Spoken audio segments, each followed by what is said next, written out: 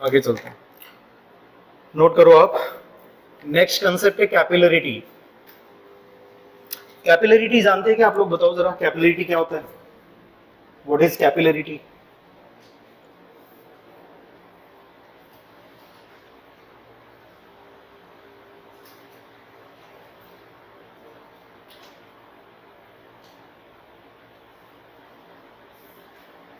What is capillarity? और capillarity महसूस किया है किसी ने कहीं पर? कैपिलरिटी कहीं पर देखा है? कहाँ देखा है कैपिलरिटी?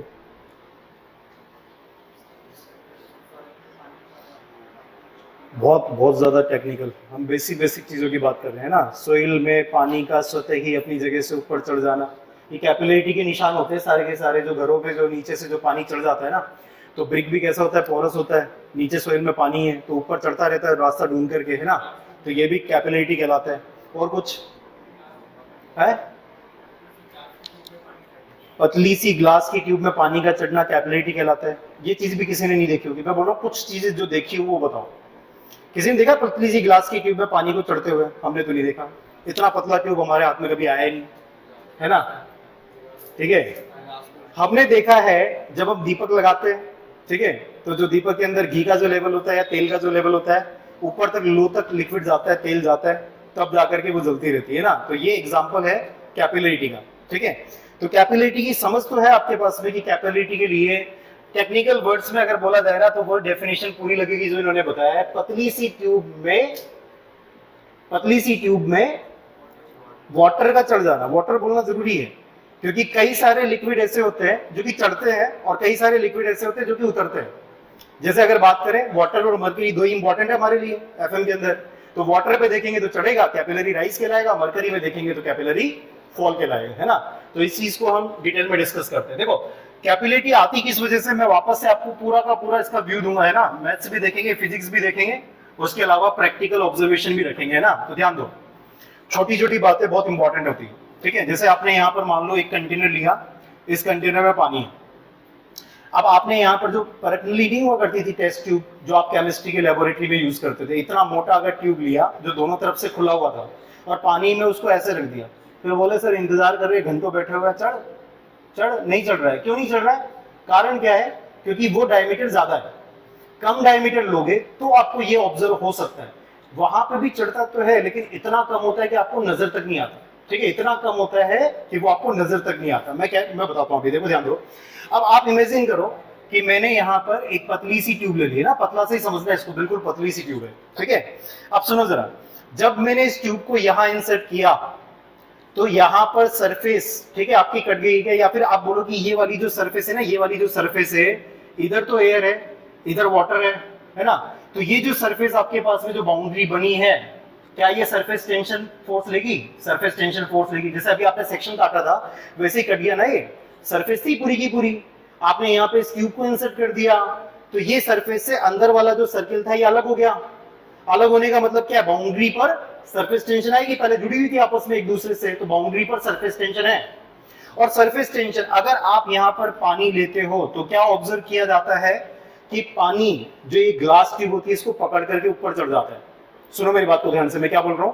पानी ग्लास ट्यूब को पकड़ करके ऊपर चढ़ जाता है। इसका मतलब पानी ने के पास एडेसिव फोर्स ज्यादा है या कोहेसिव फोर्स ज्यादा है? अगर कोहेसिव फोर्स ज्यादा होते तो ये अपनी बिरादरी के लोगों के साथ रहता, यही के यही रहता। लेकिन ये ग्लास ट्यूब को पकड़ करके ऊपर जा रहा है। Glass tube is a different material, water is a different material. अगर ये वाला फोर्स ज्यादा है, किस वाले फोर्स से? जो आपस में जो पानी के ऊपर फोर्स लगा रहा था उससे ज्यादा है, तो क्या होगा? ये चढ़ जाएगा। तो यहां पर आपको समझ में आएगा कि जब इसमें एक्सपेरिमेंट किया वाटर के साथ तो एडेसिव फोर्सेस ज्यादा थे किससे? कोहेसिव फोर्स से। ये भी क्वेश्चन आ रहा है आजकल, है ना, कि जब कैपिलरी राइज होता है तो हमेशा एडेसिव फोर्सेस ज्यादा होते हैं किससे? कोहेसिव फोर्सेस से। ठीक है, एक तो क्वेश्चन ये भी आता है। सरफेस टेंशन के कारण ये ऊपर चढ़ रहा है, और ध्यान देना बेसिकली इस तरीके से ये ऊपर चढ़ेगा, है ना। और यहां पर ध्यान दो, सरफेस टेंशन की डायरेक्शन क्या होगी? ये खींचने वाला फोर्स। ठीक है, और ये जो एंगल बनता है इसके साथ में, ये थीटा कहलाता है, इसको कहते हैं कांटेक्ट एंगल, है ना। ये वाला जो एंगल बनता है इसको कहते हैं कांटेक्ट एंगल। सारे लोग सिर्फ बोर्ड पे देखना, ठीक है, ये कांटेक्ट एंगल कहलाता है। अब ध्यान दो, यहां से यहां तक जो लिक्विड है इसका कुछ ना कुछ वेट है क्या? कुछ ना कुछ वेट है क्या? What is that weight? निकाल सकते हैं क्या? ठीक है, व्हाट इज दैट वेट निकाल सकते हैं। तो ये जो वेट है ये नीचे नहीं जा रहा है, किसी ने तो पकड़ रखा है, और वो कोई कौन है, सरफेस टेंशन। सरफेस टेंशन का जो वर्टिकल कंपोनेंट है वो इस वेट को बैलेंस करके रख रहा है।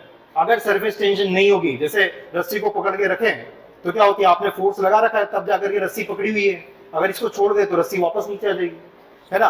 तो यहाँ पर जो ये पानी है जो इसका वेट है वो नीचे की तरफ लग रहा है, तो उसको होल्ड करने के लिए कोई ना कोई तो ऊपर लग रहा है। देखो बताना जरा, व्हाट इज दिस वेट, बता सकते हैं। तो बेसिकली यहाँ पर क्या इक्वेशन बनने वाली है, सरफेस टेंशन के कारण लगने वाला force is equal to the weight of the liquid column, इस लिक्विड कॉलम के वेट के बराबर है। ठीक है, तो यहाँ पर हम लिख देते हैं सरफेस टेंशन का जो फोर्स आएगा वो wait of the liquid column के बराबर होने वाला है। आप पूरा लिखना है ना, शॉर्ट में मत लिखना है। सरफेस टेंशन के कारण जो फोर्स आ रहा है वो वेट ऑफ लिक्विड कॉलम के बराबर है। सारे लोग इधर देखो, सरफेस टेंशन के कारण आते हुए फोर्स को बताओ। तो सिग्मा तो सरफेस टेंशन था, और वेट किधर लगता है, डाउनवर्ड डायरेक्शन में, तो हमें सिर्फ अपवर्ड डायरेक्शन वाले फोर्सेस से मतलब है। बाकी जो हॉरिजॉन्टल फोर्स है तो वो तो वैसे भी बैलेंस हो गया होगा। नेट फोर्स सिर्फ अपवर्ड डायरेक्शन के अंदर आ रहा है, वो कितना होगा, sigma multiplied by pi D. ठीक है, sigma multiplied by pi D, है ना। ये आया आपका टोटल फोर्स जो इंक्लाइन लग रहा है इसका कंपोनेंट, तो sigma multiplied by pi D multiplied by cos theta. Basically आपने एफ कॉस थीटा लिखा है ना, F cos theta, cos theta सही है। ठीक है, आपने लिखा एफ कॉस थीटा, बस समझ आ रहा है। टोटल फोर्स तो इंक्लाइन लग रहा है, उसका जो वर्टिकल कंपोनेंट है वो एफ कॉस थीटा के बराबर है। This is equal to how much, weight. जब जब भी वेट लिखना हो एक ही इक्वेशन है, गामा मल्टीप्लाइड बाय वॉल्यूम, है ना। तो गामा किसका, जो भी लिक्विड है, जिस लिक्विड का वेट निकाल रहे हो, तो गामा जैसे इस एग्जांपल में गामा वैसे वाटर का आ जाएगा। मैं जनरल इक्वेशन बना देता हूँ कि कैपिलरी राइज में इक्वेशन क्या बनेगी, gamma multiplied by pi D square divide by 4 multiplied by H. इस एच को क्या कहते हैं, कैपिलरी राइज, कि यहां से यहां तक ये लिक्विड चढ़ गया, इसको कहते हैं कैपिलरी राइज। ये एच के बराबर होता है, ध्यान देना। पाई इंटू डी से दिस विल कैंसिल आउट, बचेगा क्या, बचेगा एच का फॉर्मूला। एच का फॉर्मूला क्या है, 4 sigma cos theta divided by gamma multiplied by D. ठीक है, ये फॉर्मूला आप लिख सकते हो, और हेडिंग डाल लो कैपिलरी राइज। कैपिलरिटी की डेफिनेशन भी लिख सकते हैं हम पहले, है ना, उसके बाद में आप फॉर्मूले का डेरिवेशन लिख पाओगे। तो लिख लो जरा, capillarity is defined as the phenomena, capillarity is defined as the phenomena, capillarity is defined as the phenomena जिसके थ्रू क्या होगा, कभी तो लिक्विड ऊपर जाएगा और कभी लिक्विड नीचे जाएगा, यानी कि राइज होगा या फिर फॉल होगा। ठीक है, फिनोमिना ऑफ राइज और fall of the liquid surface, phenomena of rise और fall of the liquid surface in the small tube. Small word important है। अगर मैं कैपिलरिटी की डेफिनेशन पूछ रहा हूं आपसे, मान लो एसएससी मेंस में, और मुझे ये शब्द नजर ना आए तो मैं तो आधे नंबर भी ना दूं। ठीक है, क्यों नहीं दूं, क्योंकि हर ट्यूब में तो होगा नहीं, तो इसका मतलब आपको आधी जानकारी पता है आधी नहीं है। ठीक है, तो बच्चे बोलते हैं ना, सर मैंने लिखा तो पूरा था फिर भी पता नहीं मार्क्स कैसे नहीं आया। कुछ टीचर मेरे जैसे भी बैठे होते हैं वहां पे जो कॉपी चेक करते हैं, दिक्कत यहाँ भी आती है ना। तो आप लोग क्या करो, पूरा लिखो, है ना। जो जो कीवर्ड होते हैं ना, कम से कम उनको पूरा लिखा करो। तो स्मॉल वर्ड नजर आए, मुझे रायता फैले हुए अच्छे से नजर आए, पता नहीं क्या क्या लिखा है, लेकिन स्मॉल ट्यूब जो कीवर्ड है वो साफ साफ दिख जाए, फुल मार्क्स, कोई दिक्कत ही नहीं। ठीक है, नोट करो। In the small tube relative to the adjacent general level of the liquid. मैं आपसे कभी भी ये नहीं बोलूंगा कि आप डेफिनेशंस को रटो, मत रटना। बस जो कीवर्ड मैं आपको दूं उन कीवर्ड्स को हमेशा लिखना डेफिनेशन में। ठीक है, relative to the adjacent general level of the liquid. अगर कोई ये नहीं भी लिखता है ना, रिलेटिव टू ये और ड्रामा ये, कोई दिक्कत नहीं। ठीक है, relative to the adjacent general level of the liquid when the tube is held vertically in the liquid, when the tube is held vertically in the liquid, the rise of the liquid surface, the rise of the liquid surface, the rise of the liquid surface is known as capillary rise. The rise of the liquid surface is known as capillary rise.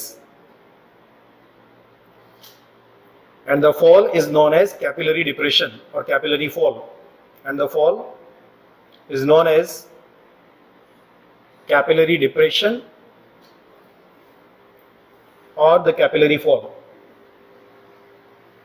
and the fall is known as the capillary depression or the capillary fall.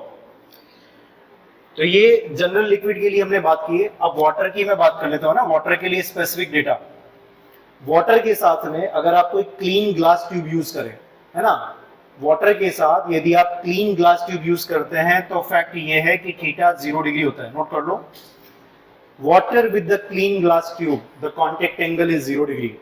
Water with the clean glass tube, ये तो general formula है, 4 sigma cos theta divided by gamma D. Gamma D को ऐसे भी लिख सकते हैं ना, तो अगर आपने इक्वेशन लिख दी हो तो एक छोटा सा चेंज, गामा को क्या लिखते हैं, रो इनटू जी। तो ऐसे मेरे को इक्वेशन पूरी याद भी, ऐसा नहीं कि मुझे याद नहीं है, लेकिन मैंने हमेशा मेरी हैबिट यही बनाई है, जब भी मुझे फॉर्मूले की जरूरत पड़ती है मैं हमेशा इस फोर्स वाली इक्वेशन को लिखता हूँ। आप लोग एक कदम पीछे जाके इक्वेशन लिखोगे, बात समझ में आ रही है? जब 1-2 स्टेप में इक्वेशन डिराइव होती है, कभी भी इस फॉर्मूले को याद करने में अपनी एनर्जी वेस्ट मत करो। कंसेप्ट ये है, यहाँ से क्वेश्चन बनेंगे अंदर वाले, बात समझ में आ रही है? तो हमेशा इसको लिखने की आदत डाल कि हमारा मेन कंसेप्ट क्या था, उससे पूरा विजुअलाइजेशन रहता है कि सरफेस पर फोर्स था, आपने सेक्शन कट किया, तो सेक्शन कैसे कट किया, बाउंड्री पर, ठीक है, तो sigma multiplied by pi into D, ये तो फोर्स था जो कि ऐसे लग रहा था इंक्लाइन में, ठीक है, उसका वर्टिकल कंपोनेंट किया तो sigma multiplied by length multiplied by cos theta, ये सरफेस टेंशन के कारण फोर्स आ गया। ये खींच के रख रहा है किसको, इस पानी को, तो इस पानी ने कितना फोर्स लगाया, वेट के बराबर, तो वेट कितना है, gamma multiplied by volume, weight आ गया, ठीक है, फटाफट से फॉर्मूला डिराइव हो गया। वाटर के लिए अगर देखोगे तो वाटर के लिए अगर इसको पुट कर दो तो क्या फॉर्मूला बनेगा, बताओ जरा। अगर आपने पानी के लिए इसको पुट किया तो H किसके लिए, पानी के लिए, ठीक है, the height of capillary rise is equal to 4 sigma, ठीक है, cos थीटा कितना हो जाएगा 1, ठीक है, थीटा 0 डिग्री पुट करोगे तो cos थीटा 1, और यहां हो जाएगा रो किसका, पानी का, multiplied by g multiplied by d. साफ साफ नजर आ रहा होगा आपको कि आपको अब तक कैपिलरी राइज क्यों नहीं दिखा, क्योंकि जब भी आपने क्लीन ग्लास ट्यूब ली होगी तो उसकी डायमीटर ज्यादा होगी, तो डायमीटर ज्यादा होने से हाइट होती तो है लेकिन बहुत कम होती है कि आपको नजर तक नहीं आती। बात समझ आ रही, इतनी कम हाइट होती है कि आपको विजुअली जो है वो नहीं दिखाई देती, होती तो है। बात समझ में आ रहा है? चलो, ऐसे ही मैं आपको कई बार बोलता हूं कि जैसे ये ऑब्जेक्ट है, अगर मैंने इस पे फोर्स लगाया एक्सियल डायरेक्शन में तो इसका डिफॉर्मेशन आएगा, क्योंकि इक्वेशन फिक्स है, डेल्टा बराबर PL अपॉन ए। बस वो अलग बात है कि आपने फोर्स बहुत कम लगाया, ठीक है, और ये बहुत रिजिड है, बहुत मजबूत है, तो क्या होगा, डिफॉर्मेशन बहुत कम होगा, इतना कम होगा कि आप विजुअलाइज भी नहीं कर पाओगे। बात समझ में आ रही है? चीजें होती तो है लेकिन दिखती नहीं, वो अलग बात है ना। तो कैपिलरी राइज बड़े आराम से आपको विजुअलाइज हो जाएगा अगर आपने डायमीटर को स्मॉल रखा। अगर डायमीटर स्मॉल रखेंगे तो H कैसा हो जाएगा, बढ़ जाएगा, दिख जाएगा, ठीक है। नेक्स्ट देखो, कैपिलरी फॉल। कैपिलरी फॉल में कंसेप्ट बता सकते हो, इक्वेशन आपकी फिर से यही आएगी, ठीक है। अब यहाँ पे होगा क्या, कैपिलरी फॉल का डायग्राम बनाए तो कैसा बनेगा डायग्राम, यहाँ पर आपके पास में जो ये ट्यूब है ना, इस ट्यूब के अंदर यहाँ पर लिक्विड जाएगा, कैसे जाएगा लिक्विड, फिर से ये नीचे की तरफ जाएगा तो कुछ इस तरीके से ये लिक्विड होगा, इस तरीके से, है ना। ये कहाँ से आपने एंगल देखा था पहले बताना जरा, अंदर वाली साइड से ना। तो ये जो आपने टेंजेंट ड्रॉ करी है तो इसका कहाँ देखोगे, अंदर वाली साइड से एंगल। देखो आपने कहाँ देखा था, अंदर वाली साइड से एंगल देखा था ना, अंदर वाले से। तो यहाँ पर जब एंगल देखोगे तो यहाँ से दिखाई देगा, थीटा ऑब्ट्यूज एंगल नजर आ रहा है क्या, ठीक है। तो ध्यान देना ये भी है ना कि थीटा कहाँ से रीड किया जाता है, अंदर वाली फेस से देखोगे आप लिक्विड की तरफ से कि कितने एंगल पर है, क्योंकि सरफेस ये वाली है, सरफेस टेंशन ये होगी सिग्मा जो सरफेस पर लगती है ना। तो अंदर वाले से आप एंगल देखोगे, ये कांटेक्ट एंगल है और इसका फिर आपको कंपोनेंट करना पड़ेगा ना। तो देखो जरा, बेसिकली ये थीटा जो है यहाँ पर ऑब्ट्यूज नजर आ रहा होगा। किसी को मरकरी के लिए पता है कि कितना होता है, अगर आप मरकरी लेके जाओगे तो मरकरी के लिए थीटा लगभग 128-130 डिग्री के आसपास होता है, 130 डिग्री के आसपास। कभी क्वेश्चन देगा 130 दे देगा, 128 दे देगा, 128-130 डिग्री के आसपास होता है। सुनो मेरी बात को ध्यान से, अगर आप ब्लाइंडली इस फॉर्मूले में रख भी दो चीजों को, तो कॉस यदि आपने ऑब्ट्यूज रखा तो सेकंड क्वाड्रेंट में जाएगा मैथ्स में और ये नेगेटिव बना देगा। तो H का नेगेटिव मिलना इस बात को बताएगा कि कैपिलरी राइज नहीं हो रहा है, कैपिलरी फॉल हो रहा है। तो कभी आप ब्लाइंडली काम करो किसी भी चीज में यहाँ पर, तो ये कॉस संभाल लेगा वैसे, है ना, तो नोट कर लो, क्योंकि कंसेप्ट अभी भी सेम है। सरफेस टेंशन का जो फोर्स होता है वो आपका wait of the liquid column के बराबर होता है। तो यहाँ पर ये बेसिकली ये वाला जो खाली हुआ ना, ये खाली हुआ, तो इमेजिनरी लिक्विड का वेट यहाँ पर गायब हुआ, तो उससे बराबर करते हैं, फोर्स बैलेंस करते हैं, फिर से आपकी इक्वेशन यही आती है। तो नोट कर लो, कैपिलरी फॉल की इक्वेशन भी सेम है। इक्वेशन क्या है, H is equal to 4 sigma cos theta divided by rho g d, है ना। फिर से इक्वेशन सेम है क्योंकि कंसेप्ट अभी भी सेम लग रहा है। और अगर आपको संभालना हो कि ब्लाइंडली काम करना हो तो भी कर सकते हैं। वहां थीटा, जब भी कैपिलरी राइज होगा, थीटा कैसे होगा, हमेशा कैपिलरी राइज में थीटा हमेशा एक्यूट एंगल होगा। एक्यूट किसको कहते हैं, लेस देन 90 डिग्री, इसको एक्यूट एंगल कहते हैं। Obtuse angle greater than 90 degree, greater than 90 पर कॉस नेगेटिव हो जाएगा, ये आपको फॉर्मूले से माइनस में वैल्यू देगा। तो इससे देख करके भी हम पहचान सकते हैं कि कैपिलरी राइज नहीं हो रहा है, कैपिलरी फॉल हो रहा है। बातें आ गई समझ में सारी। हर चीज देखा करो, मैथ्स भी देखते हैं, फिजिक्स भी देखते हैं। फिजिक्स ये चल रही है आपके फोर्स इक्विलिब्रियम है, ठीक है, जो आपने मैकेनिक्स में कई बार समझा था। यहाँ एडेसिव और कोहेसिव फोर्सेस के बारे में बता सकते हो क्या? ये जो इनके लोग थे ना, इसको ले गए नीचे नीचे, मतलब ये ग्लास से अच्छे से चिपक नहीं पाया, ये चला गया नीचे, है ना। तो यहाँ बोलोगे कि जो कोहेसिव फोर्स है, ठीक है, ये किससे बड़ा है, एडेसिव फोर्सेस से। नोट कर लो कि जब भी कोहेसिव फोर्सेस ज्यादा होंगे एडेसिव फोर्सेस से, तो कैपिलरी फॉल होगा। ये सारी चीजें सीखने की है, रटना मत बिल्कुल भी, ये होता है तब ये होता है, ये होता है तो ये होता है, ऐसे मत बोलना। उससे हमेशा आपके याद रहेगी, आपको रिवीजन करने की भी जरूरत नहीं पड़ेगी। जब इक्वेशन एक सिंगल लाइन का डेरिवेशन में आ रही हो तो आपको इस इक्वेशन को याद करने में भी एनर्जी नहीं डालनी चाहिए। काम करते करते याद हो जाए वो अलग बात होती है, याद नहीं करना है ना। थीटा लिख लिया आपने। मरकरी का क्लीन ग्लास ट्यूब के साथ एंगल जो होता है वो लगभग 128 डिग्री के आसपास होता है, ठीक है। तो नेक्स्ट क्लास में हम जो टॉपिक स्टार्ट करेंगे वो होगा कैविटेशन, वेपर प्रेशर, और प्रेशर से जुड़ी हुई बातें हम सीखना शुरू कर देंगे। कल की क्लास भी काफी इंपॉर्टेंट होगी, जिसमें आपको पूरा मैनोमीटर और डिफरेंशियल मैनोमीटर वगैरह मैं आपको बताऊंगा, ठीक है। आज इतना ही करते हैं। डीपीपीज में कम से कम आपके आज की क्लास से 100 क्वेश्चन आगे होंगे, ठीक है। मैंने आपको हमेशा बताया, शुरू की जो 3-4 क्लासेस होती है ना, मोस्ट ऑफ द एग्जाम में लगभग 60-70% क्वेश्चन आ जाते हैं मोस्ट ऑफ द एग्जाम में। लेकिन 60-70% से काम चलता नहीं है, फाइट चलती है वो लास्ट की जो होते हैं ना, नंबर 2-3 नंबर कम पड़ जाते हैं बच्चों के, तो वहां की फाइट चल रही होती है। तो इसलिए आपको पूरा डिटेल में सीखना पड़ता है। और ये जो बेसिक्स होते हैं 60-70% मार्क्स लाने वाले, वो तो आपके शुरू की 3-4 क्लासेस में मिल जाएंगे, ठीक है। लेकिन जो फ्लूइड की जो बाकी की क्लासेस यानी कि 15-20 क्लासेस जो होंगी, उसमें आपके बचे हुए मार्क्स के ऊपर फाइट होगी, वहीं से सिलेक्शन होगा। समझ गए आप मेरी बात को, ठीक है। इतना ही करते हैं, बाकी नेक्स्ट क्लास में देखेंगे। डीपीपीज के क्वेश्चन जरूर करना है ना।